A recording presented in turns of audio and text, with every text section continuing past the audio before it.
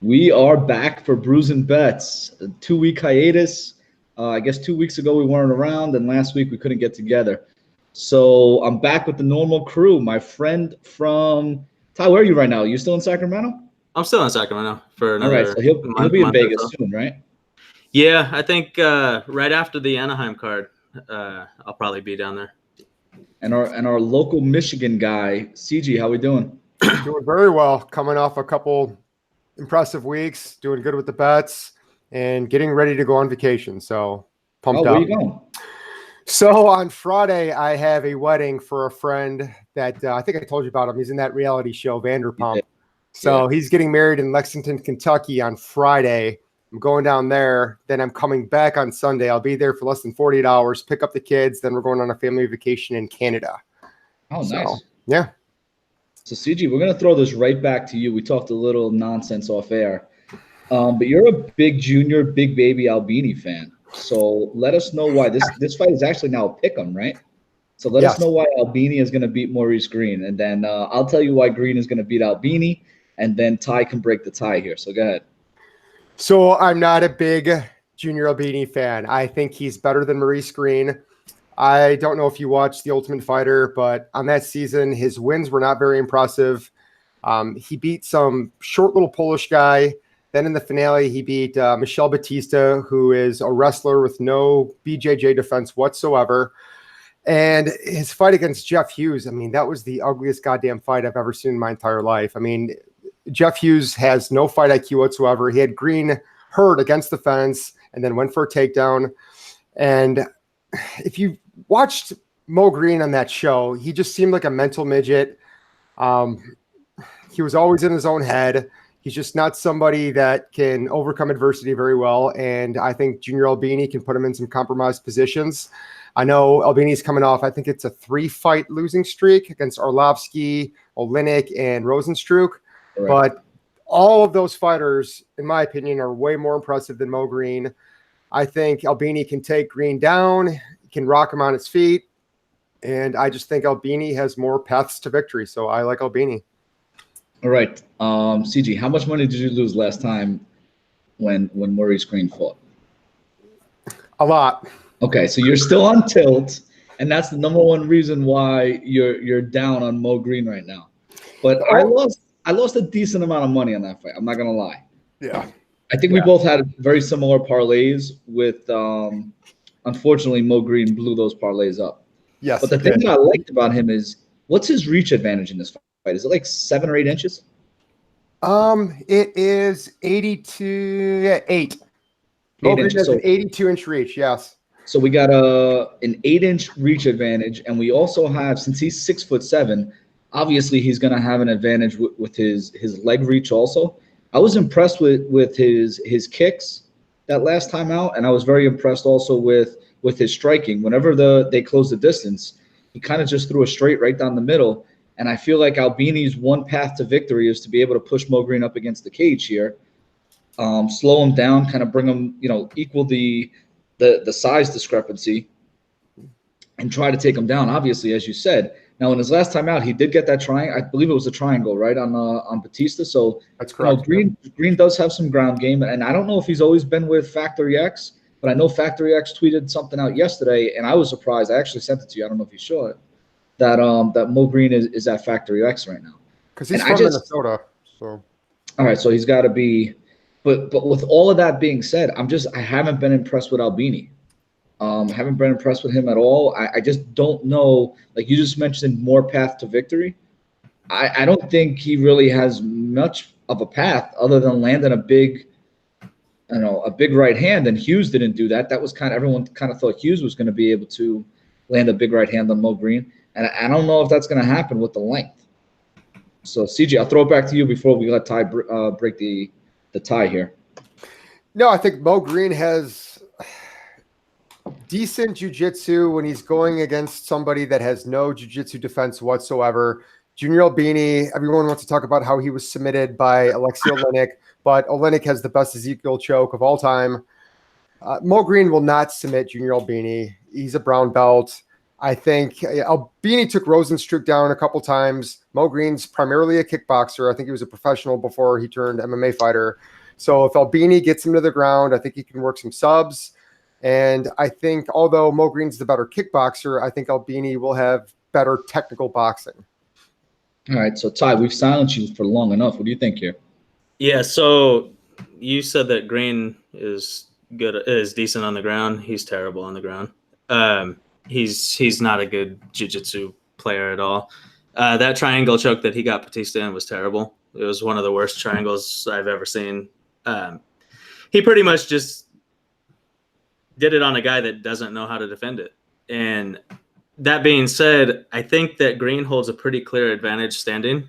Albini could be sneaky with some of his angles that he works, and he is pretty quick for as big as he is. But I think that if this fight stays standing, Greene should pick him apart. That being said, Greene has terrible wrestling, just terrible defensive wrestling, and mainly that's attributed to his height. And Albini, while his wrestling isn't great, he does go for quite a bit of takedowns. I think he averages 1.67 takedowns per fight. Not at a very good rate, but the path to victory is there if Albini wants to wrestle it and make this an ugly fight. At the current odds, I'm probably staying away.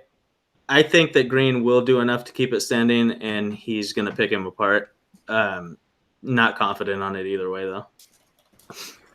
So your official pick is you got me confused, Ty, because I feel like you're going. I think both men have a path to victory. I'm not confident that either one of them would execute, but gun to the head, I'll pick Greene winning the fight. But all right, not confident either way. I tell you what, I'm pretty confident in Greene. I think CG's pretty confident in Albini, so it's good. We started off with a little bit of an argument here. Emily Whitmire and Amanda Ribas. I'll take this one. I know a couple of these fights are tough to introduce because we don't really have much in terms of film study. So if you look at Emily Whitmire, everyone was kind of shitting on her until recently, and she's just won 2 in a row against pretty much low-level competition. The girl she fought last time, I believe, was coming off a 2.5-year layoff. The Russian girl, real jacked up. Strong, but had obviously no ground game. I think Whitmire submitted her real early in that fight within like the first minute or two. Amanda Ribas, again, I'm not going to say to bet this fight, but I'm interested to see what we get out of Amanda Ribas. I believe she's training now at ATT. She's been training a while at ATT from what I understand. In her last fight that I was able to watch, she was taken down early in that fight. So she didn't look that impressive early, but then she was able to get top control. I believe she mounted her opponent and was able to finish her. And I think she was only 22 years old at that time. I believe she's 25 now. And she's been out for a while with, I guess, USADA popped. She popped for us on a random drug test. Was out for 2.5 years. But then in addition to that, USADA came back and basically reinstated her without any drug test passing. I don't know if they changed the rules or something about a masking. I'm not really sure exactly what the details were, but they just kind of reinstated her. She didn't expect to be reinstated at that point. But she's been waiting for this fight for a while. She kind of grew up. I believe her father was her first coach, but now she's over at ATT, and supposedly she's been at ATT for a while. So I'm very interested to see what comes out of this with Amanda Ribas. She looks like she has some pretty good pedigree, but obviously I'm not betting this because I just don't know what to expect out of her. And I feel like these are the kind of fights that they're giving Whitmire recently. Whitmire's -170 and Ribas is +150. Ty, what do you think here? So Ribas has been off for a total of 3 years now, a little over 3 years. She was supposed to face Juliana Lima but when she popped for the Osterring. They're I think they kind of put her in there at a higher level, and now she's kind of getting an easier competition in Whitmire. She's a black belt in judo, a black belt in jiu-jitsu. I think this could be a good spot to pick up an underdog win here. And her only loss is to Poliana Viana. Yeah, and not really convinced that Whitmire is really that good of a fighter to be minus 170 over somebody that's a black belt in judo and jiu-jitsu. CG, what do you think here? I was really impressed with Whitmire in her last fight. I know Albu doesn't have much of a jiu-jitsu game, but she was a strong wrestler. Whitmire took her down, advanced a couple times. Before beating Albu, she beat Jimmy Moyle. Her fight metrics are decent, 3.6 strikes per minute, almost 2 takedowns per fight. Ribas is coming off a 3-year layoff, like Ty said, but she was also knocked out by Poliana Viana in the first freaking round. I watched that fight. Ribas doesn't look good to me at all. I'm not impressed by her. I don't know if she can come in her UFC debut and beat Emily Whitmire, who already has 2 wins at the UFC level. I have no reason to believe that she's capable of that. So I like Whitmire. I already placed a small bet on her, and I think she's very sneaky in DraftKings. But do you think Whitmire is even close to Viana's level? Whitmire, Viana's not good. Okay, but she's 1-3 in the UFC. She lost to Hannah Cyphers in her last fight. Yeah, but I think Hannah Cyphers is not a terrible fighter. She's a tough little girl, but I don't think Viana's good. And to get KO'd in the first round by her, no, I'm not impressed. On the same note, though, Whitmire doesn't really have the power to knock her out, I don't think. And so if the problem is her chin, I don't know if Whitmire can really expose that. Yeah, I mean, what's her cardio going to be like? She hasn't been 3 rounds in over 4 years. Yeah, I mean, there's a lot of questions. I'm kind of just picking your brain just to see where you're at. No, I like Whitmire a lot. I really do. I mean, Albu, like I said, I mean, she's not refined. She's very raw. She, like Steve said, she's very muscular. She's athletic. She's not very technical. But to me, that's still an impressive win. I mean, how many people have we seen be successful in the UFC who are not refined, that rely more on their physical capabilities? And I thought it was a very, very savvy win for Whitmire, and I thought she looked a lot better. So I like her. Yeah, I kind of think that Whitmire could put her in some dangerous spots, but I think that's also Rivas's world was where this fight's going to take place. But I am a little bit concerned about the aggression that Whitmire has. And I'll go a step further and even tease on Friday. I'll tease my DraftKings breakdown. I tried to do one last week. It turned out pretty well, other than that one Dan Ige upset that I didn't pick.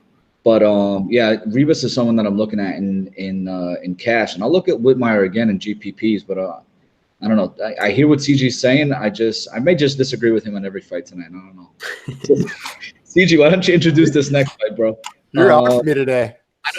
I don't know what it is today. Well, we did say during the week, so we're going to be head-to-head on all of these. Yeah. We're lucky Ledet is off this card. Dalchi, I don't even know how to say his name. Dalcha Lungiambula is taking on Dequan Townsend. And again, we'll throw it to CG because that's his boy from Michigan. So go ahead. What do you think, CG? Okay, looking at this Dalcha guy, I know you and I were going back and forth. You liked him over Ledet. I just thought that Ledet was going to put on a jab expo against this guy. I was not impressed with Dalcha. 4 knockouts, 1 sub, 4 wins by decision. This guy's been subbed once. He's fighting in South Africa, subpar talent, and he's a 5'10" light heavyweight. So I don't know why he's a favorite against somebody who's seasoned like Ledet. And now that he's fighting this other guy, Dequan Townsend, who is from Michigan, 18-7 record. I've never heard of him, but the guy's got decent size. He's 6'3". It looks like he was fighting at 170 per share dog. So he's fighting up a couple weight classes. That's concerning. Yeah, I mean, the guy's lost 7 times, 1 sub, 6 decisions. But he does have 12 knockouts under his belt. And it looks like he fought Dakota Cochran, as we were talking about before the show, lost to him via split decision back in May of 2016. And I'm not going to lie, I haven't had enough time to really assess this fight, but I do see here that Townsend does have a first-round KO via head kick over Hector Urbina, who I believe did fight in the UFC. I think he was on the Ultimate Fighter season with Frankie Edgar and BJ Penn, if I'm thinking about the same guy. So honestly, I mean, how many guys have we seen from South Africa that come in here and just suck? I think Don Madge is the only guy to ever even score a UFC victory. So based on the limited information I have on this fight, I would go with Dequan Townsend. Dogger pass for me. CJ, that was amazing that you just brought up Don Madge. He hasn't fought since that head kick victory, right? Yeah, against T. Edwards. Yeah. But look at the other guy. I think the worst fighter to ever fight in the UFC is that guy, Gareth McClellan. Do you remember him? Yeah. God, he was terrible. What about the other guy, Bengbose? Wasn't he from Africa too? I don't think he was South Africa. I don't think he was South Africa. Oh, okay. All right, Ty, what do you think here? You going with any bets here?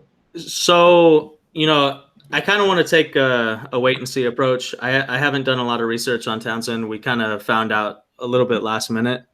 I haven't found a lot about him, to be honest, except looking at topology. The guys that he's faced and actually beat don't really look like world beaters.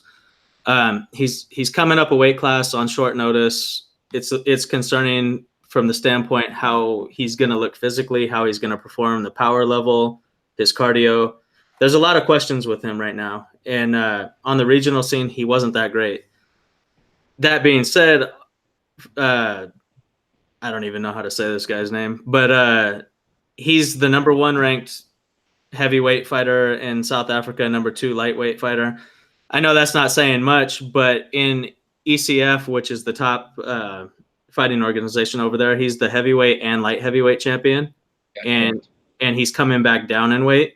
So I think that he's going to have a significant size advantage. And I know CG kind of alluded to the height advantage, but I think he's going to be more physically imposing. So I'm kind of leaning towards him, but I'm waiting and seeing because I need to do more research on Townsend. But I think this is just on paper. From what I see, I think that it's a pretty one-sided fight. All right. So maybe this is something more to play in DraftKings in a GPP format, just not really known. What's the inside the distance prop on this? It's like minus 365 for inside. Yeah, so they think this is going to finish. This is a GPP. Yeah, both of these guys are going to want to bang. And, somebody's probably going to go out. That's a good line, though, to parlay that with something else. All right. Honestly, I don't think Townsend's going to have the cardio to go. And Dalcha just went 5 rounds in a heavyweight fight, his last fight out. Yeah, he did. Something else to note is Townsend hasn't fought since February of 2018. I know. I think there's a lot of reasons to like Dalcha. Yeah, all the signs are pointing towards him. I just want to learn more about Townsend before I commit my money to it. Hey, Ty, real quick. Notice that Steve's drinking out of that Brews and Bets mug. Yeah. Thanks a lot. I'm assuming mine's in the mail, huh? Prick. It's only in the mail if you ordered it, you prick. All right. So Jared Gordon and Dan Moret. I'll take this one and then I'll start throwing it back around. I'm on Jared Gordon pretty good here, and at minus 325. I guess you can go with a parlay piece. I'm just not very impressed with Dan Moret. I know he's an MMA lab guy. I think Gordon's at Rufus Sport now, right? Correct. Okay, so he's at Rufus Sport. Moret's at MMA lab. I just wasn't very impressed with Moret against Alex White. I actually picked Moret in that fight. I think it was kind of a pick'em fight, and Alex White, in my opinion, was able to kind of pressure him. And if Alex White's able to pressure you, Jared Gordon's going to pressure the shit out of you.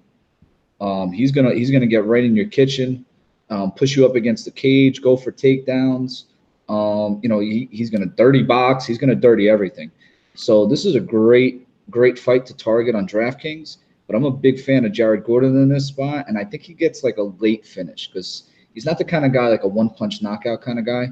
I think Moret's tough enough to stay in there, but maybe like a third-round late finish is what we're looking at here with Jared Gordon. So Ty, what do you think here? Yeah, so I think that Gordon holds the advantage everywhere in this fight. And, I'm not convinced on Moret's chin also. I think that Gordon's going to pick up a stoppage. He could put the pressure on it. Huh? Early stoppage? I don't know if it's early. I could see maybe mid-round. But I don't think Moret has the best chin, and I think that Gordon's the type of fighter that could get to it, whether it's standing or if he wants to take this fight to the ground and work ground and pound. I think that he could do either one of those and pick up a fairly easy win here. I don't really love the minus 360. It's good for parlays, but what I noticed here is since I think it's going to be a stoppage, I noticed that the over prop is minus 260. And so that caused me to look at Gordon by TKO because I don't think he's going to get a sub. I think he's going to get a knockout. And Gordon plus 380 is not a bad play. I think that he's gonna put the volume on him standing, and Moret is pretty hittable. And if he wants to take it down to the ground, Moret has a 20% takedown defense. Gordon can just maul him on the ground. And I think I'm gonna probably make a medium-sized play on Gordon to win by TKO. All right, CG, I'm assuming that you agree. Am I right? Or yeah, I mean, Ty pretty much touched on all my points. I mean, Gordon's a volume machine, 7.5 strikes per minute, 3.5 takedowns per fight. Moretta's 20% takedown defense. What else do you need to know? Only thing that concerns me is Gordon's injury. I forgot what it was. I know it was pretty significant, though. And, this is going to be his first fight back from that injury. And, but, assuming he's healthy, he should cruise, and he could put up a lot of points on DraftKings. So, Jared Gordon all the way. I've already bet him. Yeah, I agree with that. So, CJ, I'm going to throw this one right back to you. This is Jordan Griffin at minus 380. Vince Murdoch is at plus 315. And Murdoch's another guy who was born in Michigan. I don't think he lives there anymore, but I don't know where he trains, but I know he was born in Michigan. So what do you think here? Yeah, he was born in or grew up at least in Lapeer, Michigan, which is about 20 minutes away from where I am right now. So to be honest, I'm not very impressed with this guy. You look at his record, 10 wins, 5 losses. He does have 7 KOs, and he's training at Team Alpha Male right now. I don't know if he replaced Justin Buckles as the striking coach over there. But, I was watching a lot of videos on YouTube where he was, holding mitts for Uriah Faber and stuff. So, yeah, he's over there in Ty's neck of the woods in Sacramento.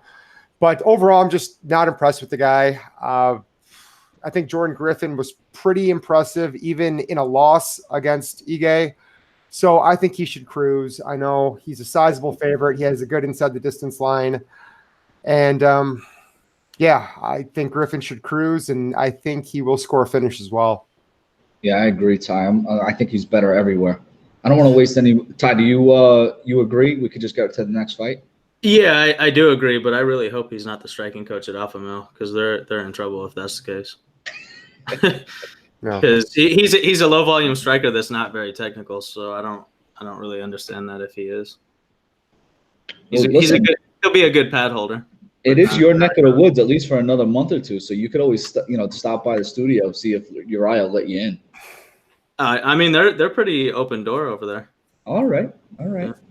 So Todd, what do you think here? Eryk Anders and Vinicius Moreira. I actually bet this. I sent my bet to CG earlier in the week. Actually, I think it was like Saturday night or Sunday morning, right, CG? Something like that. Yep. And I was able to get Anders at minus 230, and it's now minus 345. So, Ty, what do you think here? Is Anders a safe play? I think he is because with Moreira, he's going to want to get this fight to the ground, and I just don't know if he's strong enough to get Anders there.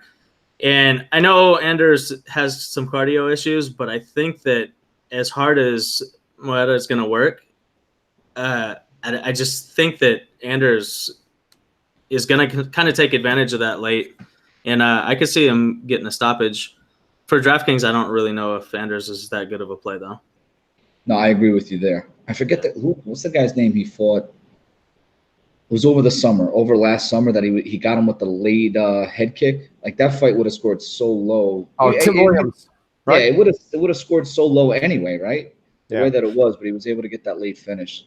CG, what do you think? Oh, I'm sorry, Ty, go ahead. Oh no. I think that could play out a lot the same here because I don't think Anders is going to be super aggressive from the start. I think that he's just going to physically overwhelm him as the fight goes on. CG, any disagreements, or we can move on? There's a couple fights in a row with big lines here, so if no one disagrees, we could just move on. I think Anders is going to get back in the win column. He's never lost by submission. Have no reason to believe that he will on Saturday. So I like Anders. Yeah, and again, Moreira, his striking is pretty weak.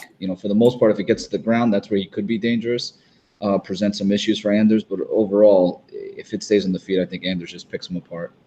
Ramos and Newson. CG, you want to take this one? What do you think about Ramos? Does he rebound here? I do not like Ricardo Ramos. I don't think he's that good of a fighter. I think there's a lot of hype with this guy. You look at his wins, Tanaka, Zahabi, and Kang. I mean, that fight against Kang was very close. Fight against Zahabi was also very close before he landed a spinning elbow. That's not always a predictive outcome. It's never a predictive outcome. So besides that, he has 2 low-volume decisions. He averages 3.2 strikes per minute, averages 1.4 takedowns per 15 minutes. But, his striking is rudimentary, and I'm just not impressed with him. He does have a good height advantage over Journey Newson. Newson's only, 5'5". One thing that I do like about Newson is his 2 losses came to Benito Lopez and Ricky Simone. Yeah, Ricky Simone amateurs, and then Benito Lopez, at the professional level. I think both of those fighters would actually beat Ricardo Ramos. So I am not betting on Ramos. I am not playing Ramos in DraftKings. So I'm not saying that Newson is going to win. It's, a tough task to beat, Ramos, somebody who's much taller in your UFC debut. But from a betting perspective and a DraftKings perspective, it's dog or pass. Ty, you're a big fan of Benito Lopez, if I remember right, from previous pods. Yeah, I like him a lot. What do you think about this fight? So I'm actually a big Ricardo Ramos fan, but I think this is a very dangerous fight for him. Ramos has pretty poor striking defense, and I think that Newsom could kind of take advantage of that. He has some power. I wouldn't be surprised if he cracked Ramos at some point in this fight. I'm kind of leaning towards Ramos winning the fight, but I'm not going to take him at -300. I'm probably just going to sit this one out, but I think that Newsom could score an upset. Yeah, there's a bunch of these favorites that I do like. I do like Anders. I do like Menifield, who's coming up. I kind of like Drew Dober myself too, but this is what I'm staying away from. Well, I think that if Newsom wins, it's going to be by knockout. I think it's because he's going to crack Ramos at some point in this fight.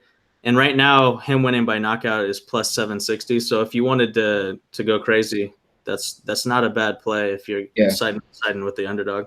Yeah, and that's exactly what I was going to say, because Ramos, I guess Ramos is what we call him.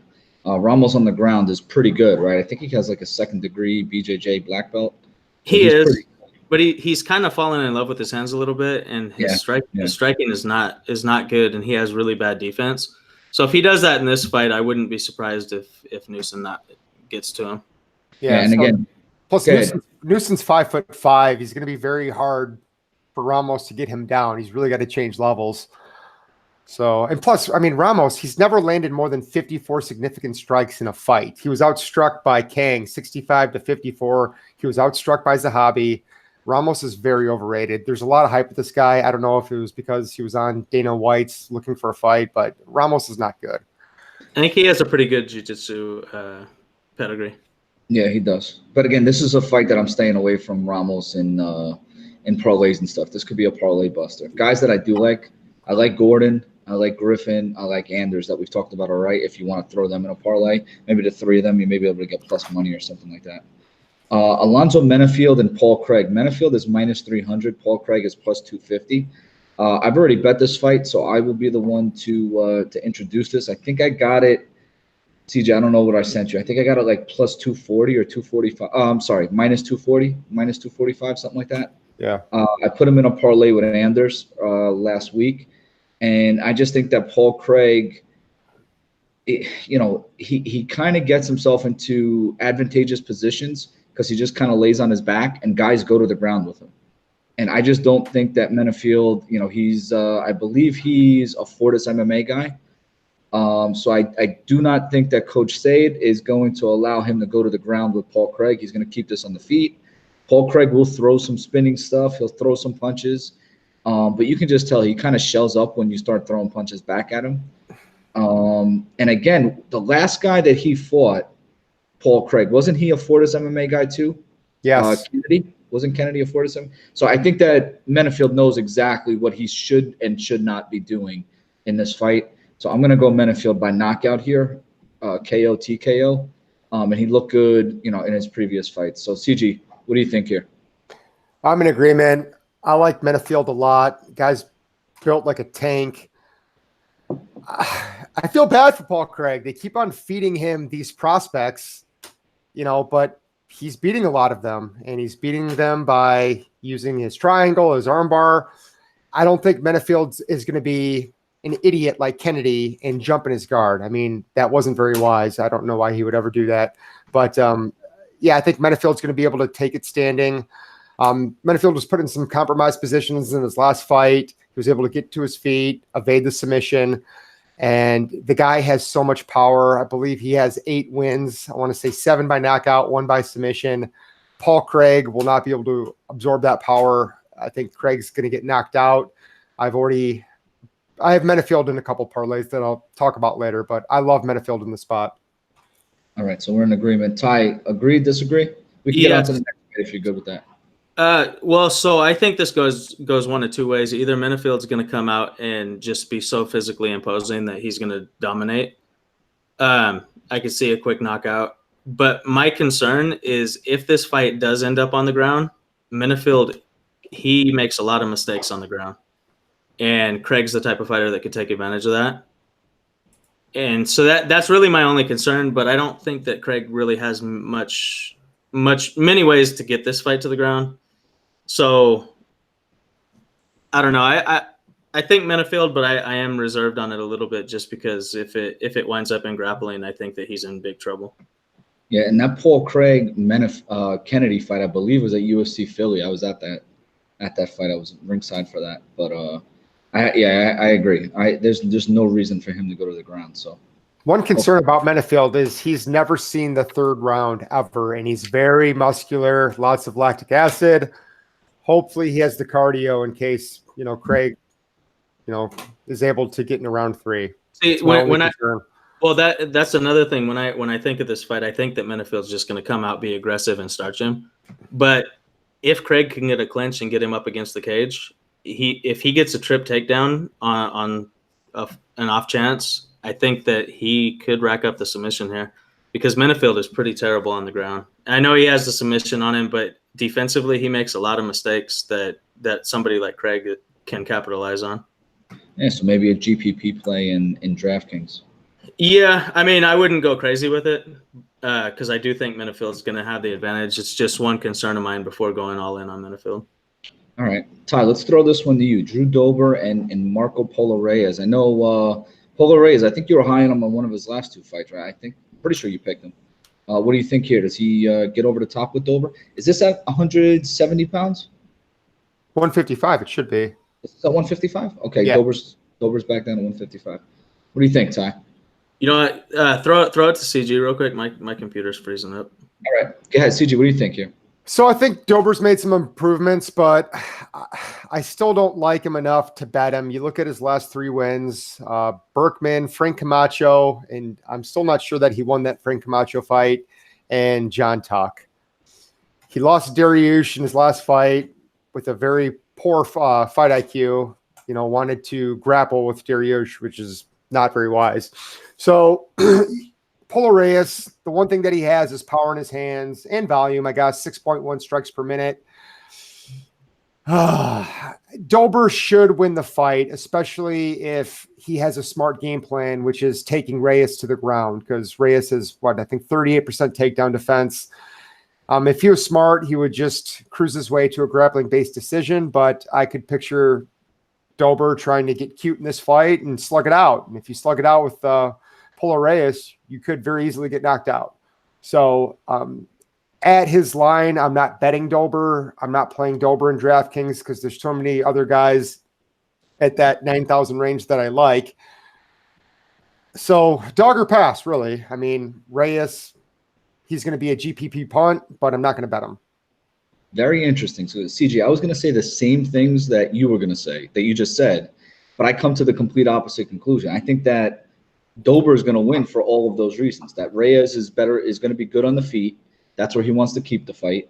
But if you go back to the Damir Hadzovic fight, Hadzovic isn't really known to taking fights to the ground and was able to take Reyes right to the ground and do his damage there. So I think Dober's going to win a grappling-based decision, or maybe even finish him if he gets him down on the ground. And I think Dober is going to be able to do that. He should be bigger, much bigger than Reyes at 155.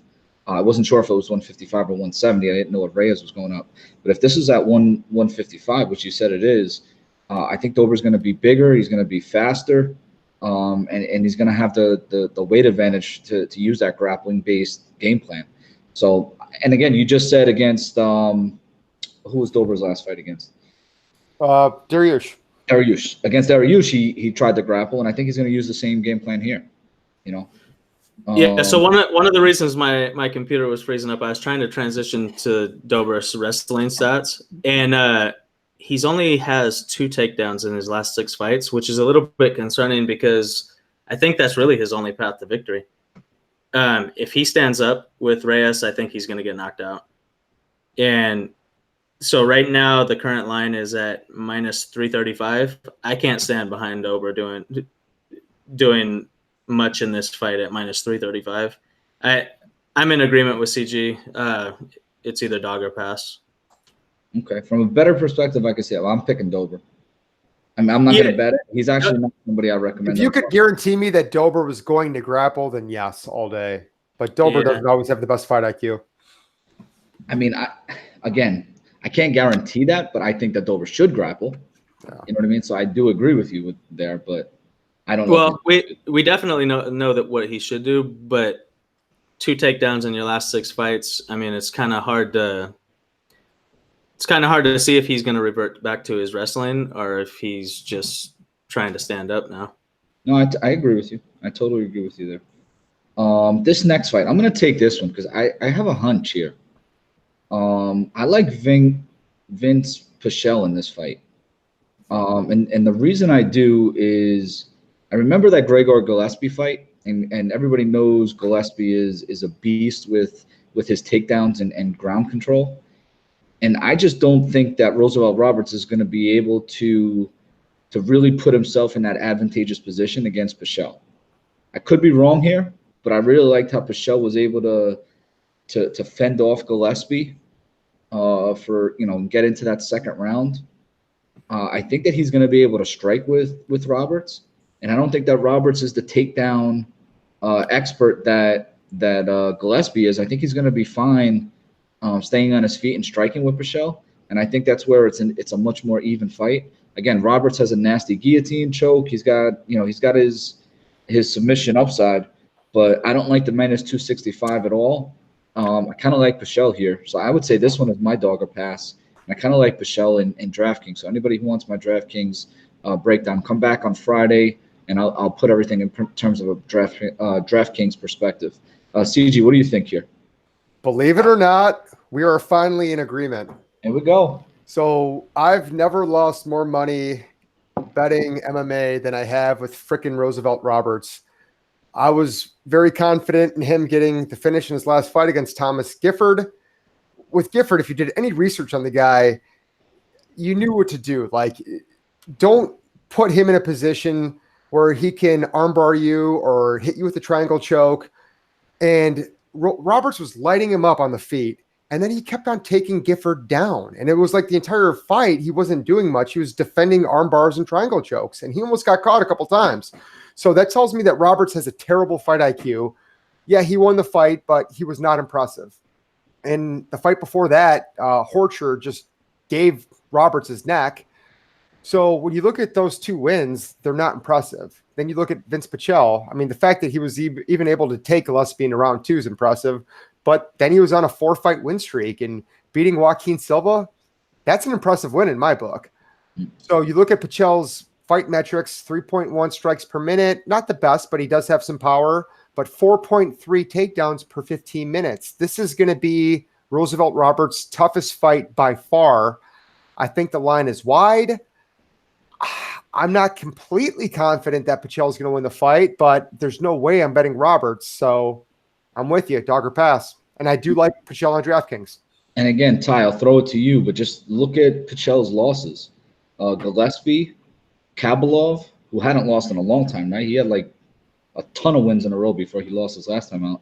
And Alaya Quinta in an exhibition match, the Ultimate Fighter season. So he's only got 3 losses, and I don't know. I kind of like him. Dog or pass here? What do you think, Ty?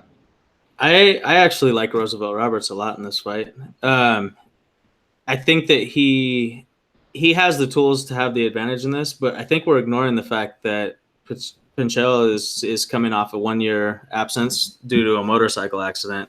I mean, we've seen what happened with Frank Mir when he came back with his motorcycle accident, Brandon Vera. Like, it's a lot of these guys don't come back as the same fighter, and he had a serious back injury that put him out for over a year. So, I mean, we don't know if his movement's going to be the same. We don't know if his power in the clinch is going to be the same. And Roberts is probably going to get him in the clinch, and he thrives on being able to control people and have a strength advantage in the clinch. And, you know, you don't know what kind of resistance Pinchel is going to offer in this fight. I think that he's a up and coming prospect. Yeah, he didn't really look good versus Gifford. He kind of made some mental errors. I really don't like standing behind somebody that does make the mental errors that he did, but I think in terms of talent, I think that he's a better fighter. And granted, this is going to be a step up, and I don't like the line, so I'm not saying to bet him, but I think Roberts is going to win this fight. All right, so we get into this next fight, and Ty, Jussier Formiga, plus 795 to win by submission. I feel like that line is way off, but I'm going to throw this one right back to you. Benavidez is minus 165, and Formiga is plus 145. I think it should be more or less a pick 'em, to be honest with you. I think Benavidez has the advantage on the feet. I think Formiga has the advantage on the ground. What do you think here, Ty? Yeah, this is an interesting fight.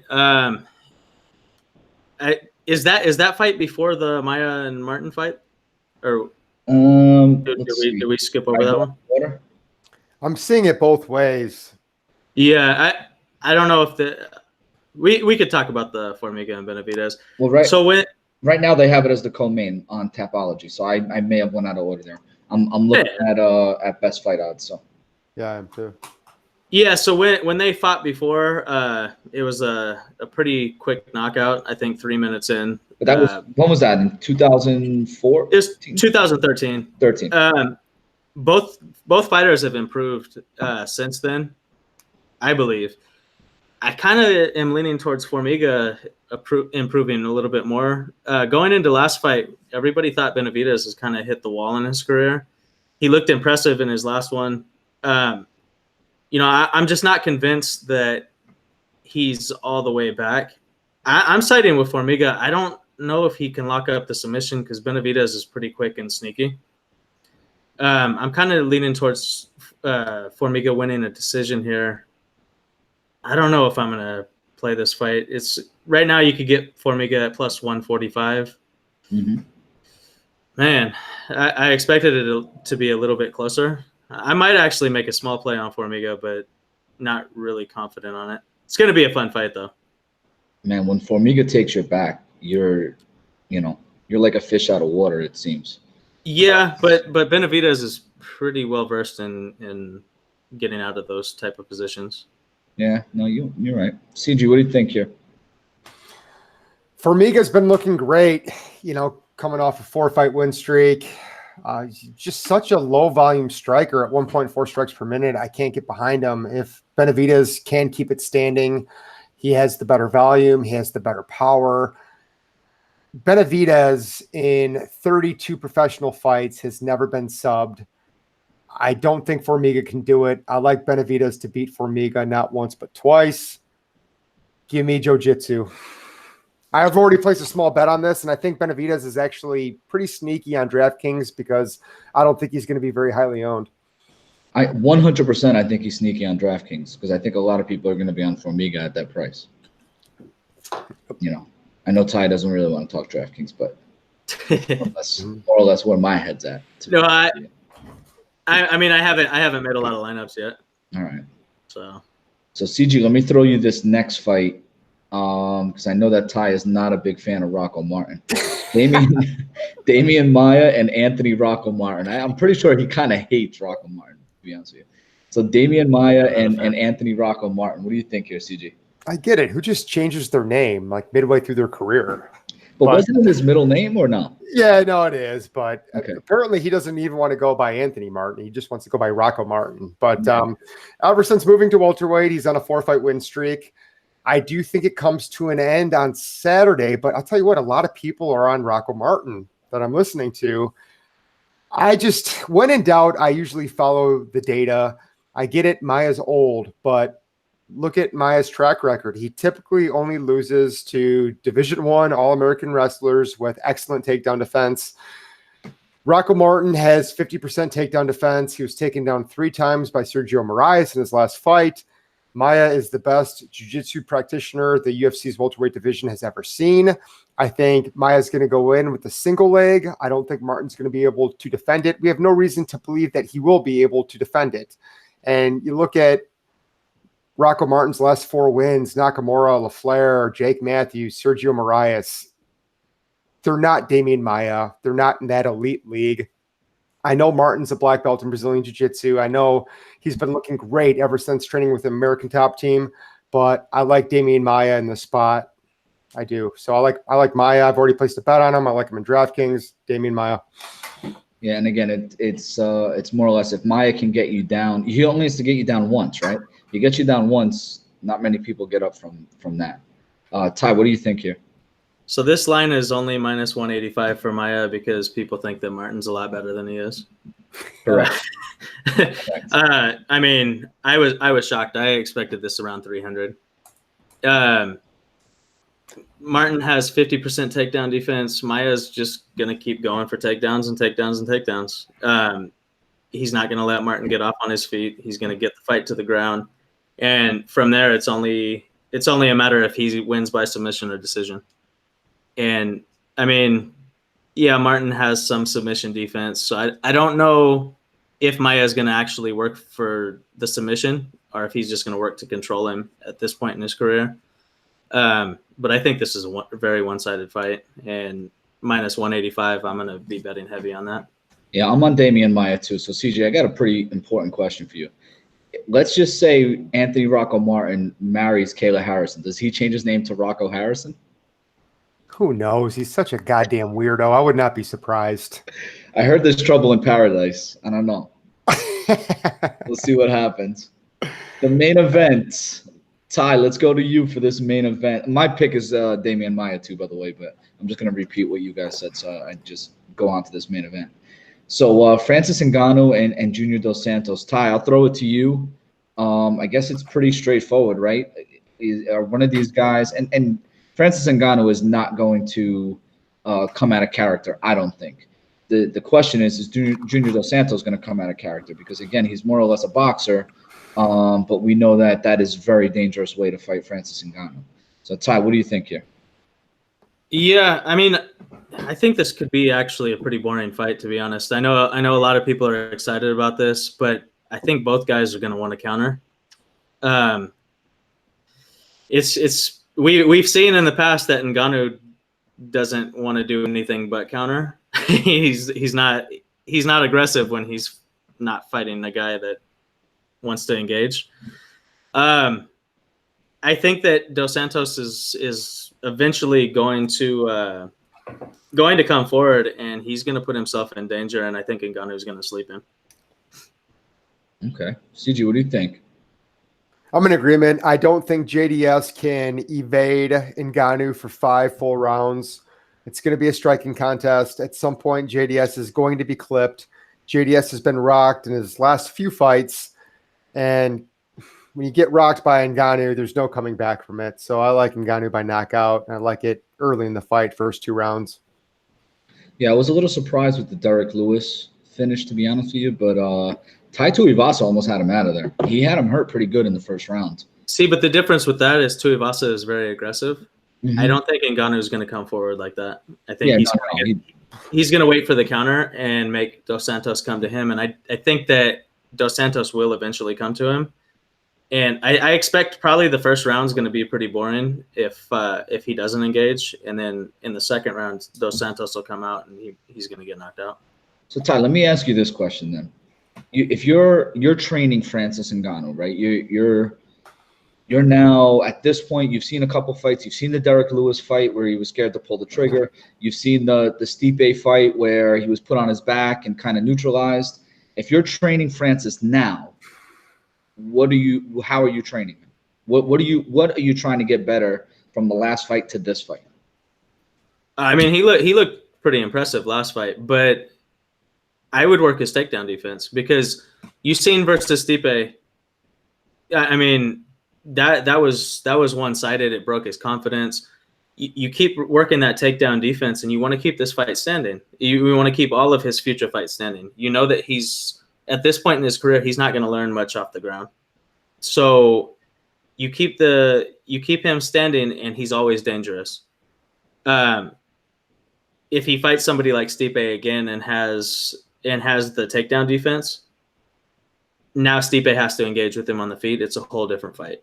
Now, the fight with Derek Lewis, I think that both guys wanted to counter. Derek Lewis didn't really want to counter. He was injured in that fight, and I mean, really fight almost. Yeah, I mean, he was. I think he was very injured coming into that fight. His back was bothering him. Yeah, and he didn't want to engage. I mean, not many people do want to engage with Ngannou, but Ngannou, he had one path that he wanted that fight to go, and it didn't go that way, and so he looked like he couldn't transition to a different game plan. So if I was training him, I would train the takedown defense, but I would also put a secondary game plan in place just in case that first one didn't go well. And his corner could have made the adjustments between rounds and give him different advice. So, CG, what is that secondary game plan when you have to close the distance? If this fight turns in, because I think Ty said it at the beginning, this could turn into two guys wanting the counter strike. So if Francis realizes by the middle of the first round or maybe even second round, his corner tells him, we got to go into plan B. What does he do if he realizes Dos Santos wants the counter strike? Or if you even look at remember back to the Blagoy fight, in the Blagoy fight, he was able to get in on Dos Santos, kind of, hit him with a 1-2 or hit him with the jab and get out of there. What if Dos Santos tries to do that with Francis? I don't know. I think, God, that Derek Lewis fight was so frustrating. My God, with Ngannou. I swear to this day, I think they threw that fight. That was so bad. But I think that Ngannou should look at what Stipe did against JDS. I mean, stalk him. Ngannou, has he ever been rocked in a fight? I mean, we have no reason to believe that he has a poor chin. I know he's fighting JDS, but let's be honest, JDS over his last couple of fights, especially against Tuivasa, I remember looking at him and thinking, wow, he just doesn't look good. He doesn't move as good. He looks old. He looks old. He looks broken down, and rightfully so. I mean, the guy has 26 professional fights at the heavyweight division. So hopefully Ngannou has a better game plan. Hopefully he doesn't solely rely on the counter striking. If JDS doesn't want to trade, hopefully he has enough confidence in his chin and his hands to be the aggressor and push the pace. See, I don't know if he really should have a backup game plan in this. I actually think the counter is going to work out perfectly in this fight. Wait him out. You just wait him out, because I think that Dos Santos, I think that he's trying to posture for another title run. I mean, with a win over Tuivasa, I think that he thinks that he's one of the next in line for a title shot. He's going to try to come out and do something. So, try to be aggressive, I think. And I think that Ngannou should just wait him out and hit that counter and knock him out cold. Yeah, definitely. CG, anything else going on this week? Putting out any bets or anything like that on Twitter? Ooh, put me on the spot, Steve. So I'm going to bet. I always bet. One parlay that I love is I'm coupling Ngannou inside the distance with Menifield inside the distance. And I mean, you know me, I do a lot of high risk, high reward parlays. If it wasn't for Brian freaking Barberina getting TKO'd in the second round by Randy Brown, I would have won 7 Gs last weekend. So I'm still bitter about that. But over the last 3 weeks, I'm up about 12 units. So I've been doing well. I know you'd like to rip on my strategy, but no, I'm your biggest fan. So one thing that ever since we had Dan Levy on the show, you mentioned being kind of anti-ITD props. And once I've gotten away from ITD and just focused on, fighters winning their fights, and I've been doing some other parlays, and I've had a lot more success. So I will say that. I mean, I've been trying to tell you to stay away from the props all along. Yeah, telling me that. Some of them are just so enticing, though. Like Ngannou, if he wins, it's going to be inside the distance. Menifield, if he wins, it's going to be inside the distance. I'm not throwing down a lot of money. I have 1 unit on that, but and by KO TKO is only -170. Well, see, like when I play props, like on the off chance that I do, I'll play like a quarter unit on that. Just to have money on the fight. I see that more as a fun bet rather than a one for profit. Yeah, I mean, if we were to bet Ngannou, Menifield, and Josh Gordon, I feel very comfortable with that bet. Very comfortable. Yeah, a straight parlay, no straight parlay, no ITD. Exactly. Yep. Did you price that out? Is that plus money? Gotta be close. I have not. No, I'm going to do that as soon as we hang up here. But yeah, it's got to be close to it. So Ty, what else do you have going on this week? You got Prize Picks coming out? Yeah, Prize Picks, and we might add another sport going on there. I know me and you have talked about it off air. I don't know if they want me to announce it yet, but we're happening? I don't know yet. We're trying to work on scoring and stuff. I thought you were going to surprise me on air, buddy. I didn't. No. They even if it was a thing, they have to announce it, not me. Okay. You got Prize Picks, the Quan Edge. You got your projections going up, and you want to just introduce your new partner with the Quan Edge. Yeah, I'm actually going to have him try to come on next week, but we signed Jason Bells to be your replacement over there since you got big things going on. Yeah, I got a little promotion, so I start officially July 8th. I was in for a couple meetings the other day. But yeah, so I apologize for not being able to be on last week. My son needs surgery. I found out like 30 minutes before we were supposed to go on air, so my head wasn't in the right space. So I asked Steve if I could, take the week off, and I guess things didn't work out. But I actually what I want to start doing is doing a like you do your DraftKings on Friday. I want to start doing that before Tuesday night's fights. Maybe put something out like Monday night or something, just to give our audience a preview of the Contender Series. Yeah, there's 10 weeks of Contender Series, right, this year? 10 weeks. I think that one of the weeks they're having off. International Fight Week next week they're having off. They're off. Okay. Yeah, and so I think I'm going to start doing that maybe Mondays. Yesterday I put all my plays on. Well, when I put them on Twitter, there was no lines, but I put who I thought was going to win the fight, where their strengths and where their weaknesses were, and I might start doing that on a podcast Monday night. Yeah, what were you, 4 or 5? Yeah. So the main event is the one that lost. Yeah. It shouldn't have went that way. Guy was scared to engage. He was a terrible fighter. Yeah, I'm not sure what I was thinking. Well, but, you watched the fight, right? Yeah, I watched it. Yeah, see, like, he had already lost last season, and then he comes on this season for a second chance, and then he gets clipped with one of the first shots, and then proceeds to hold the guy against the cage. At that point, you kind of have to just go out on your sword and try to do everything you can instead of hold a guy against the cage, because even if you win, you're not getting a contract and you're not getting another opportunity.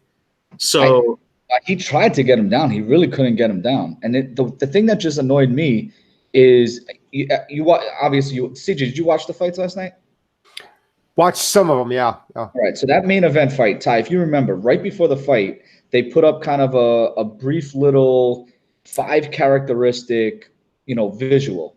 And it basically said Johnson had like 4.5 boxing, and that was the only category that he had like an advantage in the fight. So what do? They come out and Cunningham trying to box with him, and he gets PC and knocked out.